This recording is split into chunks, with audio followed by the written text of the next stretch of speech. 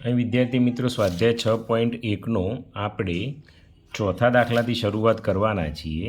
અહીં વિદ્યાર્થી મિત્રો જુઓ તો શું કહે છે, નીચેની સંખ્યાઓ પૂર્ણઘન છે કે નહીં તે ચકાસો. જે પૂર્ણઘન હોય તેનું ઘનમૂળ શોધો. હોય તો આગળ ગણવાનું, નથી તો એ ત્યાંથી વાર્તા પૂરી. ચલો પહેલો 64 છે. તો વિદ્યાર્થી મિત્રો જેમ વર્ગમૂળમાં અવયવ પાડતા હતા એ જ રીતે આમાં પણ અવયવો આપણે પાડવાના. પાડ્યા પછી ખબર પડશે કે 6 કે નહીં. અહીં ચોગડો છે એટલે બેકી સંખ્યા છે એટલે 2 ચાલશે. 2 તરી 6, 2 દુ 4. પછી બગડો છે એટલે 2 ચાલશે. 2 16, 2 8, 2 4, 2 2, 2 1. અહીં 1 આવે એટલે આપણું કામ પૂરું. ચલો 64માં કેટલા બગડા છે ગણો. 1 2 3 4 5 6. તો 1 2 3 4 5 6. અહીં ઘનમૂળ કીધું છે એટલે તતયની જોડકી કરવાની. જો વર્ગમૂળ હોય તો બબેની કરવાની. આનું શું થાય? 2નો ઘન. આનું શું થાય? 2નો ઘન. એટલે આ શું થાય? 2 અને આ 2. તો 64નું ઘનમૂળ હોય તો એ તગડો કરવો પડે. તો 64નું ઘનમૂળ 2 દુ 4 કેટલા આવ્યા? 4 આવ્યા. તો વિદ્યાર્થી મિત્રો અહીં શું કીધેલું છે? પૂર્ણઘન છે કે નહીં તે ચકાસો. તો અહીં લખવું પડે પૂર્ણઘન છે. તો ઘનમૂળ કેટલું થાય? તો 64નું ઘનમૂળ બરાબર 4. આ 2 જવાબ આવ્યા વિદ્યાર્થી મિત્રો. આ રીતે તમે ગણો તો તમારો જવાબ સાચો છે, બાકી ચાલે નહીં. ચલો બીજો જોઈ લઈએ. બીજો છે 125. તો અહીં લખીએ 125. હવે તમે ધ્યાનથી જુઓ અહીં તો પાછળ પાંચડો છે એટલે 2 નહીં ચાલે. પછી 3 જોઈએ. 5 ને 2 7 ને 1 8. 8 ને 3 ના ભગાય એટલે 3 ના ચાલે. પાંચડો છે એટલે 5 ચાલશે. 5 એકા 5, 5 દુ 10 એટલે 2 વધ્યા અને 25. 5 25. 5 25 અને 5 1. તો 125ના અવયવ શું આવ્યા વિદ્યાર્થી મિત્રો? 3 વખત 5 1 2 3. હું 3ની જોડ છે એટલે પૂર્ણઘન છે. એક તો જવાબ આવી ગયો. પૂર્ણઘન છે. આ એક જવાબ આવી ગયો વિદ્યાર્થી મિત્રો. હવે કેટલું પૂર્ણઘન છે? તો 125 બરાબર 5નો ઘન. તો 125નું ઘનમૂળ બરાબર 5. તો 2 જવાબ આવ્યા. આ પૂર્ણઘન છે. બીજું છે 125નું ઘનમૂળ એ 5 છે. બરાબર. એટલે આ રીતે ગણવાનું છે. ચલો ત્રીજો છે 216.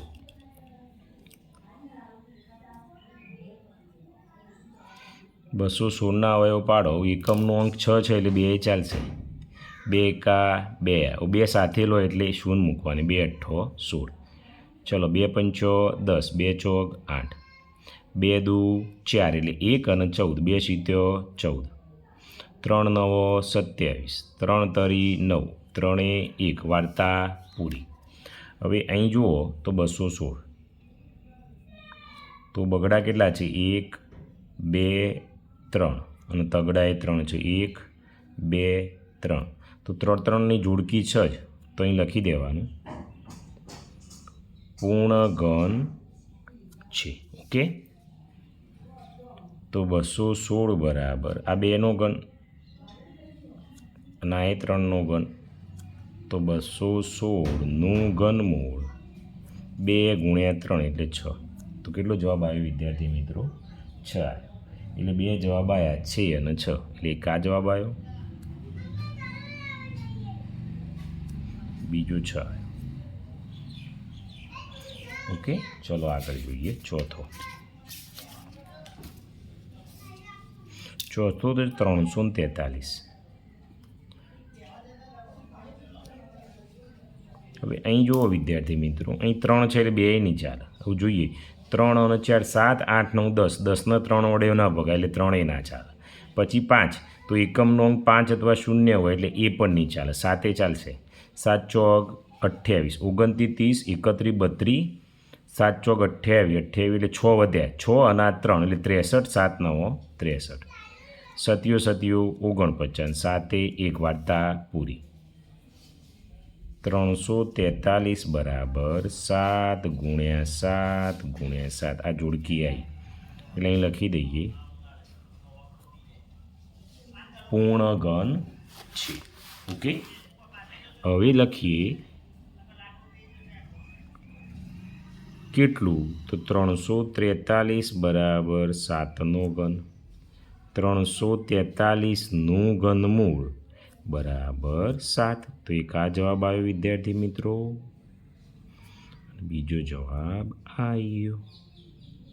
ઓકે, તો આ બે જવાબ આવી ગયા છે વિદ્યાર્થી મિત્રો. અહીં આપણા આગળના દાખલામાં, ત્રીજા દાખલામાં અહીં તગડો લખવાનો રહી ગયો છે. ઘનમૂળ એટલે તગડો કરવો પડે. અહીંયા જો બીજા દાખલામાં આ ઘનમૂળ કર્યું પણ અહીં તગડો રહી ગયો છે, એ લખી દેવા. ચોથો છે તો ભાઈ પાંચમો આવ્યો. પાંચમો છે 576.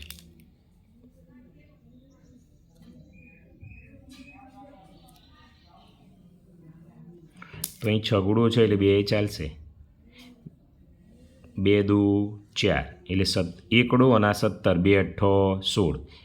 એકડો અને છગડો 2 8 16. પછી 2 એકા 2, 2 ચોક 8, 2 ચોક 8, 2 સિત્યોર 14, 2 દુ 4, 2 36, 2 18, 2 9. હવે 9 આવે એટલે 3 ચાલે. 3 3, 3 1. 576 લખીએ તો બગડા કેટલા છે? 1 2 3 4 5 6 બગડા છે. તો 1 2 3 4 5 6 બગડા અને 2 તગડા. હવે વિદ્યાર્થી મિત્રો તત્વની જોડકી કરીએ તો આ થઈ ગયું, આ થઈ ગયું, પણ તગડો શું થાય છે આપણે ખૂટે છે. તો અહીં લખી દેવાનું પૂર્ણ ઘન નથી, એટલે આટલાથી વાર્તા પૂરી થઈ જાય આપણી. ચલો છઠ્ઠો જોઈએ. છઠ્ઠો છે 512.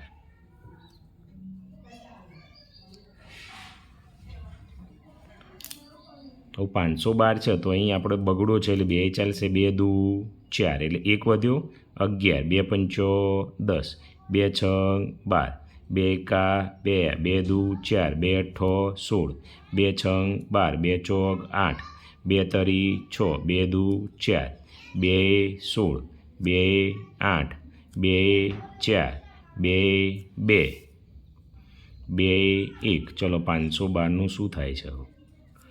1 2 3 4 5 6 7 8 9 છે. 1 2 3 4 5 6 7 8 9. 9 એટલે આ 3ની જોડી, આ 3ની જોડી અને આ 3ની જોડી થઈ જશે. તો પૂર્ણ ઘન છે એક તો લખવું પડશે. એક જવાબ આવી ગયો પૂર્ણ ઘન છે. તો કેટલો જવાબ આવે?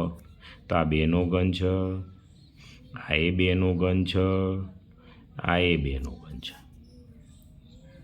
તો 512 બરાબર 2 ગુણ્યા 2 ગુણ્યા 2.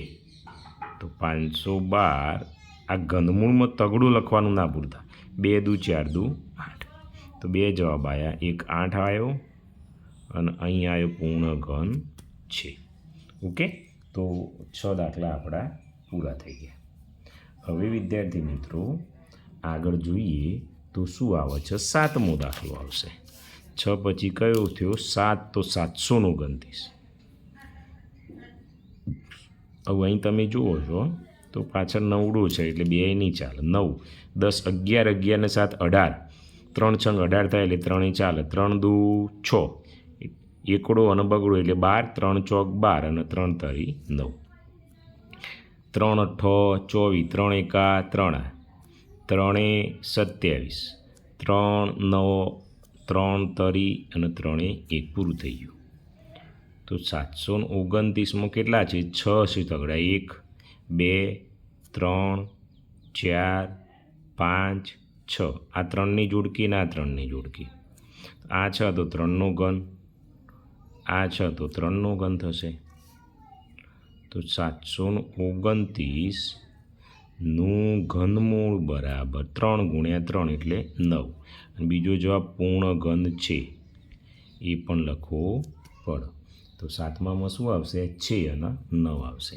એટલે આ 2 જવાબ ભેગા થઈ ગયા. ઓકે, ચલો 8મો જોઈ લઈએ. 8મો છે 1000. આમ વિદ્યાર્થી મિત્રો ઇઝી જ હોય છે, આપણે ગણીએ તો વ્યવસ્થિત.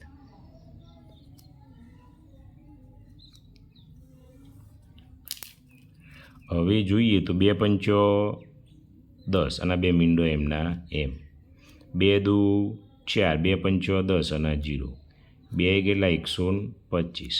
હવે જુઓ પાંચડો આવ્યો એટલે 2 નહીં ચાલે, 5 6 7 8 એટલે 3 ના ચાલે. હવે 5 ચાલે, 5 એટલે 25, 5 5, 5 1, વાર્તા પૂરી. 1000 બરાબર 3 વખત બગડા છે, 1 2 3, પાંચડાએ 3 છે, 1 2 3. તો આ પૂર્ણ ઘન છે એ તો થઈ જ જશે.